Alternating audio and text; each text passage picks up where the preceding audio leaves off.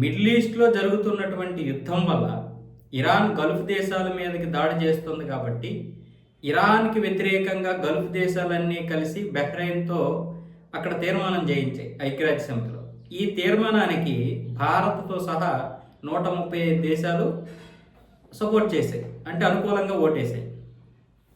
ఇక్కడ పరిస్థితి ఏంటి? హార్మోజ్ జలసంధిని ఇరాన్ పూర్తిగా క్లోజ్ చేసింది. చైనాకి తప్ప మిగతా అన్ని నౌకల్ని ఆపేసింది. అరే, భారత్కి మాత్రమే ఎందుకు మినహాయింపు ఇచ్చింది? అక్కడ ఐక్యరాజ్య సమితిలో భారత్ ఏమొచ్చేసి గల్ఫ్ దేశాలకు సపోర్ట్గా ఇరాన్కి వ్యతిరేకంగా తటస్థంగా ఉండకుండా స్పష్టమైనటువంటి వైఖరితో సపోర్ట్ చేసింది. అంటే ఇరాన్కి వ్యతిరేకంగా ఓటు వేసింది. ఓటు వేయలేదు, సపోర్ట్ చేసింది. అంటే 15 సభ్య దేశాలు ఉన్నాయి. 15 సభ్య దేశాలే ఓటేస్తే అందులో రష్యా, చైనా వెళ్ళలేదు కాబట్టి 13 ఓట్లు అయితే పడ్డాయి సానుకూలంగా.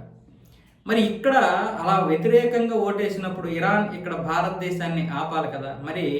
మరి భారతదేశాన్ని ఆపకుండా భారతదేశం యొక్క నౌకల్ని ఎలా పంపించేస్తుంది? అదే మన దేశం యొక్క దౌత్య నీతి. విదేశాంగ విధానం ఎంత స్పష్టమైనటువంటి, ఎంత దృఢమైనటువంటి విధంగా ఉందో ఈరోజు మనం చూస్తున్నాం. జయశంకర్ గారి యొక్క ఆ వ్యూహాత్మకమైనటువంటి ప్లాన్లు అలా ఉంటాయి. అక్కడ మనం ఐక్యరాజ్య సమితిలో స్పష్టమైనటువంటి వైఖరితోనే ఉన్నాం.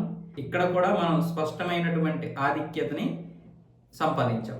హార్మోజ్ జలసంధిలో కూడా మొన్నటి నుంచి మొదలైనటువంటి నౌకలు రాక అది అలా కొనసాగుతూనే ఉంది. మొన్న ఒక్క పడవ వచ్చింది, నిన్న మరి 2 బయలుదేరాయి, మరొక 6 సాయంత్రం బయలుదేరాయి, మిగతావి కూడా బయలుదేరబోతున్నాయి. ఇంకా 22 నౌకలు అక్కడ ఉన్నాయి భారతదేశానికి చెందినటువంటి. అవన్నీ కూడా వస్తున్నాయి. ఇంకా మళ్ళీ ఇరాన్ భారత్కి సానుకూలంగానే ఉంది. మరొక వైపు రష్యా దగ్గర చమురు కొంటూనే అటు యూరప్ దేశాలకి ఇస్తున్నాం, ఇటువైపు మన దేశానికి కావాల్సినటువంటి చమురును కూడా తీసుకొని వస్తున్నాం. ఈ విధమైనటువంటి దౌత్య సంబంధాలు నిలుపుతుంటే కాంగ్రెస్ ఏమొచ్చేసి ఎందుకు పనికిరాని వ్యాఖ్యలు చేస్తుంది. ఈరోజు ఏం మాట్లాడి ఉంటారు మన వాళ్ళు? జయశంకర్ గారు కావచ్చు, నరేంద్ర మోదీ కావచ్చు, ఏ విషయం చెప్పకుండానే ఇరాన్కి డైరెక్ట్గా వెళ్ళి ఐక్యరాజ్య సమితిలో సపోర్ట్ చేస్తారా? కాబట్టి లోపాయికారికంగా చాలా జరుగుతాయి. ఇవన్నీ బయటికి రాకపోవచ్చు. అందుకే ఈ యొక్క సంఘటన మన దౌత్య విధానాన్ని నొక్కి చెబుతుంది, ఎంత బలమైనటువంటిదో అని. అది తెలుసుకోవాలి మనం. ప్రాక్టికల్గా కనిపిస్తుంది కదా.